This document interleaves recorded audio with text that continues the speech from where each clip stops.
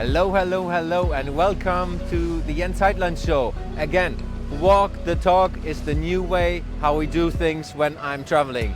And today I have Ferris with me. Hello, Ferris. Welcome Jens. to have you. It's a real pleasure to be walking and talking with you today. So, walking and talking is all what we talk about. But a special topic with Ferris. Ferris is all about success.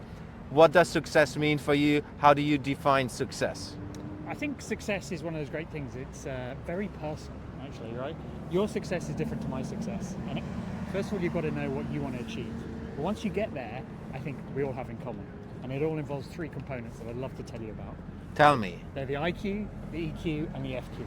Right? For you to be successful in life, if you know where you're going, you need some great ideas. That's the IQ.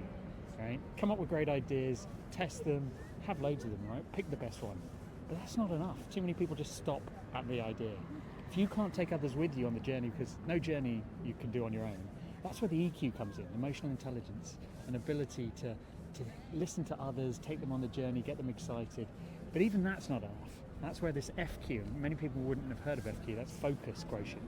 That's the ability to really focus on your goal and what's important to you and kind of block out some of the other noise. So IQ times EQ times FQ is success for me. Oh my God, that's brilliant. How do we get from this theory to taking the first step, walking? Well, shall we walk? And I'll tell you, right? It's, I think it all comes down to, when I said, success is very personal, but it's a journey that you do with others. Yeah. First step is get it out of your head.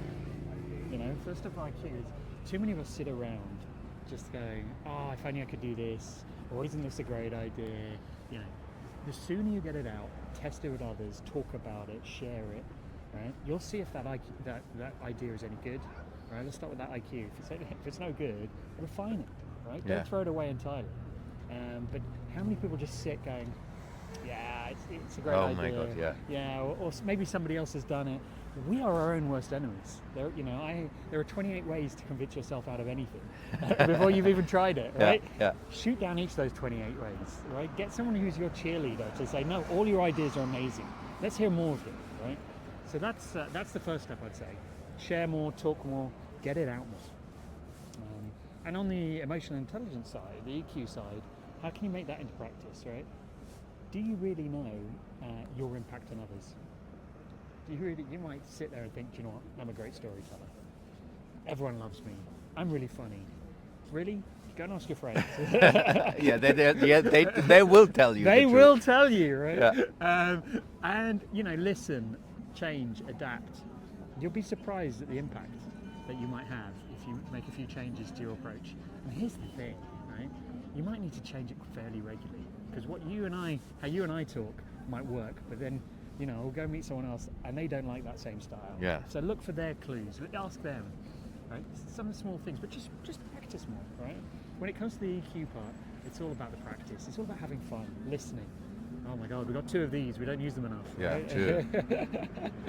And then we come to the favorite one. How do we make FQ a reality? Hardest thing in the world, right? Yeah. Because of phones, because of distractions, it's very easy to lose our focus. So I think this one is like going to a gym. Start small. Don't set yourself big goals. Don't say today I'm going to read War and Peace.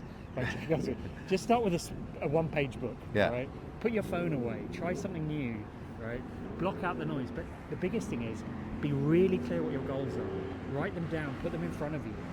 That way it gives you a bit more extra focus. I don't know about you, but I love telling other people what I need to do that day, right? My sister in particular. She holds me accountable. So I ring her up all the time and say, hey, today I've got to go to the gym. Do you know what? I'm more likely to go to the gym then. I'm more likely to be focused. Yeah. So however motivates you, however holds you accountable, put that towards your focus. So, That's awesome. So you're working with individuals, but a lot with companies. So if we take this into a company context, how does that work? I mean, it works because teams, individuals, even if they've got it sorted, what's the dynamic amongst the team?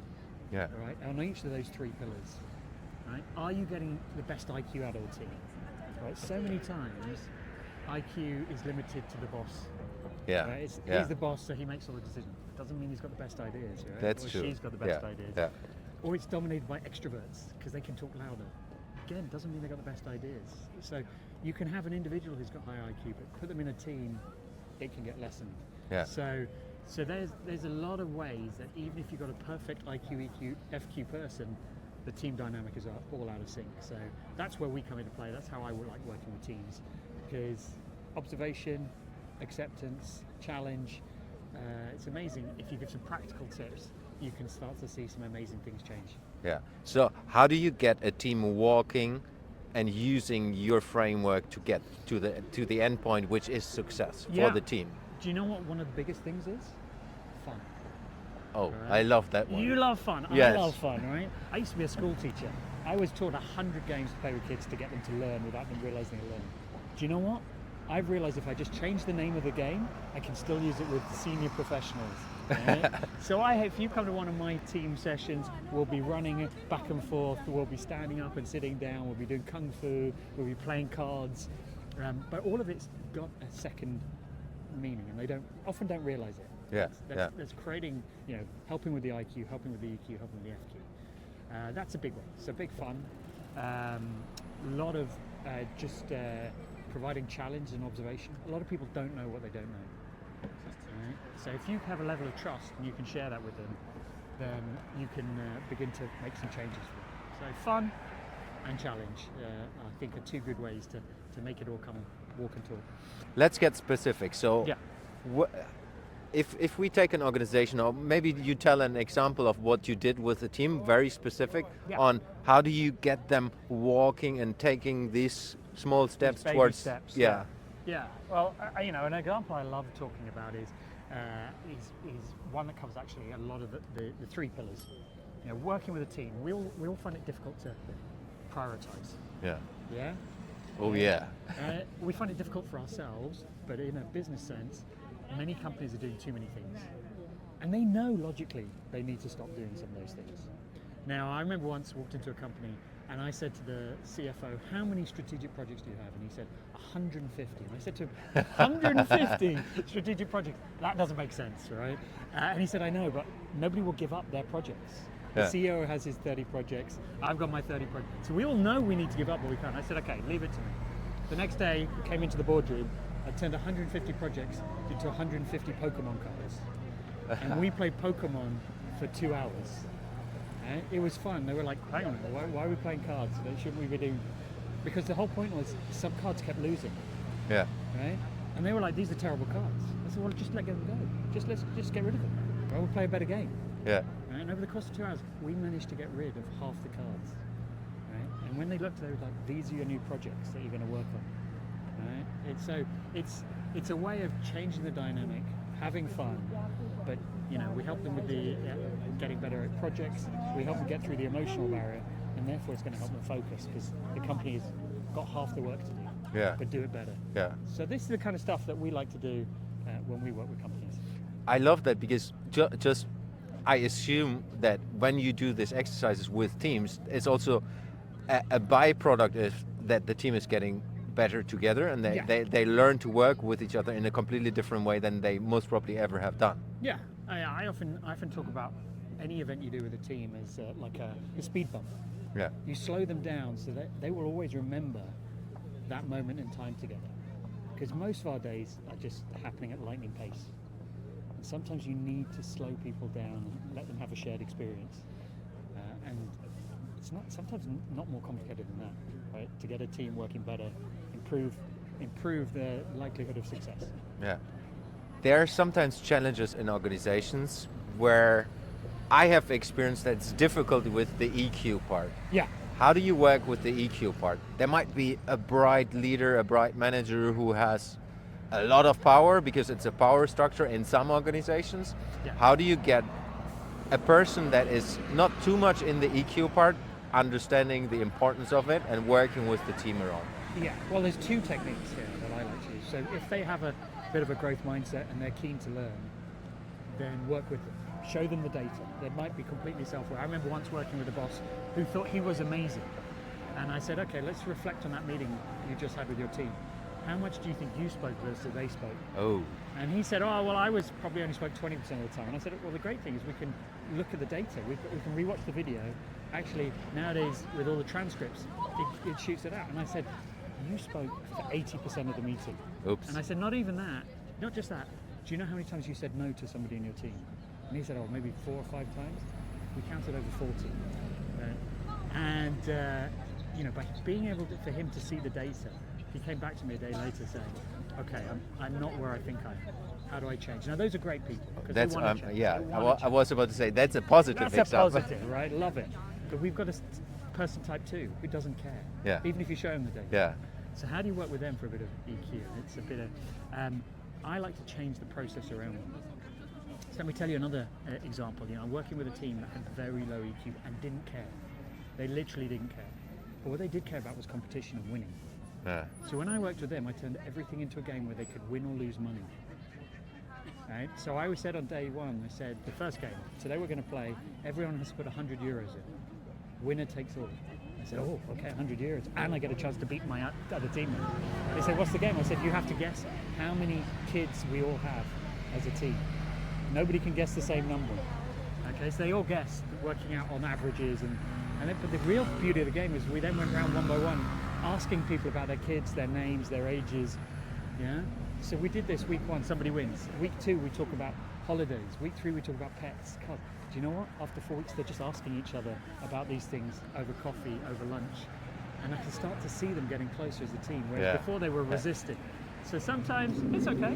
You might be really keen to learn, but other times I'll make you learn. And that's the beauty. Brilliant strategy. And I think that's true engagement opportunities for organizations and teams. So if we lift it up from a team to an organization, there might be one team that has all of it, and like you have worked with a team and they figure it out and know how to do it, and they get more and more successful. Sometimes this successful team is a threat to the rest of the organization. How do you work with that? Yeah, well, I think the more there are silos in businesses, the more dangerous it is for a company because of dynamics like that. Yeah. So, things I do in any company is very early on is get cross-pollination between teams, right? It can be as simple as a random coffee generator. You as the boss, just pick 2 names out of a hat. Today you 2 go for lunch or coffee on me, right? And you can pick who you choose, right? You can pretend it's random, but you can make people across the business. So we do this all the time. Right? Get people to spend more time with other team members, get them to go and job shadow, get them to go and have a bit of fun, pull together events. And then the other key is working actually counterintuitively with that very successful team to make them aware of their impact and get them to flex when they interact so that they seem less of a threat. Because it's easy when you're the successful person reaching a hand down and saying, come on up, than to be the person who's unsuccessful trying to climb up the ladder. So we actually work with the successful teams to get them to be a bit friendlier and a bit more outreach around the business. Love that. So let's go into walking. What is a tip you can give to a team that wants to do it and they want to figure it out? What are very simple ways to get started using your framework for an organization? So talk to each other, right? It's like, imagine, and I love your analogy of the walking, right? Let's imagine you've got a team who've all never done any exercise, but you all want to run a half marathon within, a couple of months, right? The first step is get off the couch. Talk to each other. How do you like to go couch? Should we go and play 5-a-side football together? Should we go for a walk?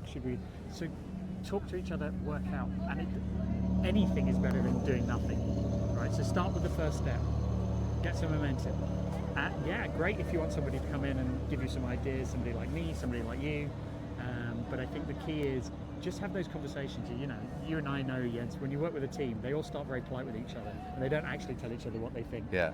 And then at some point they go, do you know what? I hate when you eat the apple that way. I hate when you send me that email at 9 p.m. Have those conversations a week earlier, 2 weeks earlier. Yeah. You'll find you'll start walking a bit quicker.